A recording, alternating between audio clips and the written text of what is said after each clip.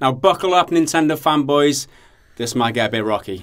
Last week we reported that the Nintendo Switch would run slower in the handheld form than when it's in the dock, and that news probably didn't surprise a lot of you. Two sources told VentureBeat at the time that the system will be less powerful than the now 3-year-old PS4, using an NVIDIA Maxwell chip as opposed to the newer Pascal architecture. The website said it was likely the system would run at higher clock speeds when it's in the dock, which is kind of the glass half full way of looking at the story. But now, according to the guys at Digital Foundry, there is in fact a night and day difference in graphical performance or GPU processing when the Switch is out of the dock. According to Eurogamer and Digital Foundry's Richard Ledbetter, the console is categorically not as capable in mobile form compared to its prowess when docked and attached to an HD TV. With battery life and power throughput no longer an issue, the docked Switch simply allows the GPU to run much faster. And to put it simply, there is a night and day difference here. Okay, so what does that mean for us? Well, the Switch is way more powerful when it's plugged into your TV than when it's out of the dock and you're carrying it around in your hands. So who was surprised, really? Yeah, well, not me. I mean, how long will the battery last if it's on full processing power when it's out of the dock? Like half an hour, probably. Yeah, and if they want to make it last for a good few hours gaming session when you're in the car or wherever you're going, then they need to really scale back the performance. In other words, it's going to play like shit. When it's in the dock, it's a normal console. It's performing at its level capacity. Yeah. And then when you take it out, it's not performing at its capacity. Exactly. It doesn't get a boost when you put it in. It gets a downgrade when you take it out. Excellent marketing, though, saying oh, it's so much better when it's in the dock. It's marketing. It's all trying to sell. They're just trying to sell you a piece of turd. But in my opinion, I mean, I want it. I can't want it. Yeah, well, we'll get it. We'll have a go at it. It's not competing, like I said. It's not competing with PS4. It's not competing with Xbox. They're not in the same. They're not marketing for the same people. There's no competition there. The people who want to sit at home and game on a powerful system will go for PS4 or Xbox. The Switch is powered by NVIDIA Tegra technology, but Digital Foundry reports the Switch doesn't run at the Tegra X1's full potential.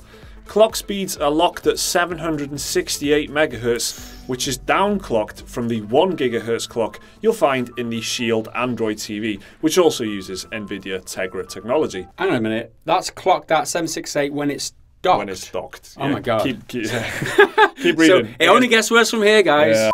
But the big surprise, as Digital Foundry puts it, is the fact that Nintendo downclocks the GPU even further in portable mode to just 307.2 MHz. So the Switch only performs at 40% its capacity when it's out the dock as opposed to when it's in the dock. Why the f has Nintendo done this, we all ask?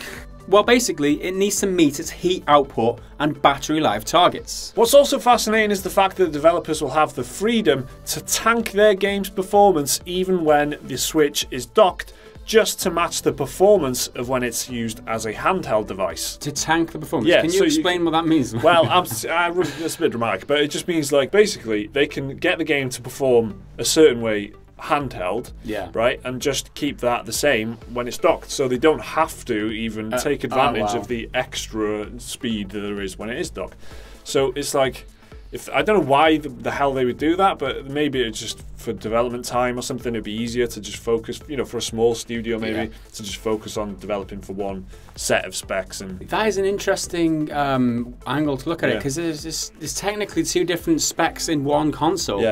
So, like, as a developer, you have to accommodate for both specs as extra work, isn't it? Yeah, it is. It's not great for developers, really. Now, to be clear, these are reports according to Digital Foundry. No official confirmation of these specs have been made by Nintendo. We won't know for sure what this thing can do until Nintendo's preview event in January. However, Digital Foundry are very, very reliable, if you ask me, because they have an excellent body of work when it comes to testing games hardware and software. And of course, they would have no reason to lie about the Switch's specs. And what's more, Digital Foundry have actually backed up their claims about these specs quite well. They said Nintendo actually sent these specs out in the form of a table to developers, along with a message. The information in this table is the final specification for the combinations of performance configurations and performance modes that applications will be able to use at launch. Your consoles now have performance modes. How long until each console? Shit and a bit less shit. Digital Foundry go as far as to say any Nintendo out there.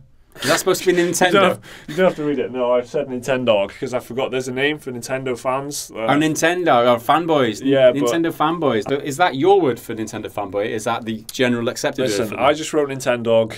It's up to you if you want to read it. Digital Foundry goes far to say that any Nintendo fanboy or girl out there thinking the Switch will bring Nintendo into contention with Sony and Microsoft's consoles should probably temper their expectations. Or in other words, just don't get your hopes up. It's going to be shit. However, they do think the games showcased in the Switch reveal trailer will be fully realised, whatever that means, on the console despite the significant GPU handicap. Even played on the go with a clock of just 307 MHz, the GPU will still be able to outperform the Wii U. Another thing worth mentioning is the fact that NVIDIA has developed a custom software layer to allow developers to get much more from the Switch than they otherwise might do. So it's not like all this is bad news for the Switch so much. I mean, there is cause for optimism. It looks like it's going to be more powerful than the Wii U, even in portable mode, and it'll be able to run things like Breath of the Wild in all their intended glory. But there's no doubt these specs are pretty low, putting it, again, behind the 3-year-old PlayStation 4. And you've got to wonder, with the PlayStation 4 Pro coming out, and as well the Xbox One Scorpio, what's the shelf life of the Switch actually going to be when you've got even more console hardware that's more powerful coming out in the same, same kind of time frame? You think of they've cancelled the Wii U now, haven't they? Yeah. They've stopped developing games for it. They've drawn a line. We're not servicing this console anymore. How long until they're going to do that for the Switch? Because developers are moving on, because they're not selling anything, because nobody's buying the Switch, because it's underperforming, and only 12-year-old boys who used to be interested in Nintendo and moved on to PC gaming, which is what they probably fucking should do. Yeah. Anyway, rant over. They've got to be really careful with the Switch, and it's really got to have a strong lineup of games, I think, to stand any chance of being a success. So that's what we think about the Switch and this latest news. What do you think about the Switch? Are you thinking about picking it up, or are you not interested in that at all? Let us know down in the comments below. We'd like to have a conversation with you. If you like the video, click the thumbs up button. If you're new around here, click the subscribe button. Check out some more of our content around about here, and we'll see you again next time. Until then, bye for now.